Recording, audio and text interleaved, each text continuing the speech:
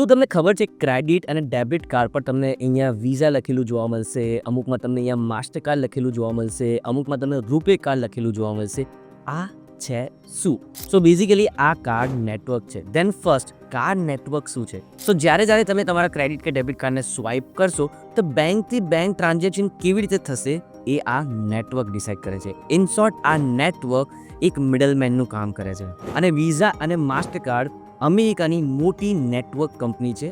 200+ કન્ટ્રીમાં સપોર્ટ કરે છે અને ઇન્ટરનેશનલ ટ્રાવેલ કરવું હોય તો આ બેસ્ટ છે. રૂપે એ આપણું ખુદનું નેટવર્ક છે જે 2012માં લોન્ચ કરવામાં આવ્યું હતું અંડર મેક ઇન ઇન્ડિયાના ઇનિશિયેટિવમાં. આ ઇન્ડિયામાં જ વધારે વપરાય છે, ઇન્ટરનેશનલ આપણો અત્યારે ફોકસ પણ નથી, પણ આની ટ્રાન્ઝેક્શન ફીસ પણ ઓછી છે. આ જનરલી તમને વધારે ગવર્મેન્ટ સ્કીમમાં જોવા મળશે, જેમ કે જનધન યોજના હોય કે કિસાન કાર્ડ યોજના હોય. મોસ્ટલી તમને એમાં રૂપે જ જોવા મળશે. તો સિમ્પલ રૂલ છે, માસ્ટર અને વિઝા ઇન્ટરનેશનલ માટે બેસ્ટ છે પણ એની ફીસ પણ વધારે છે.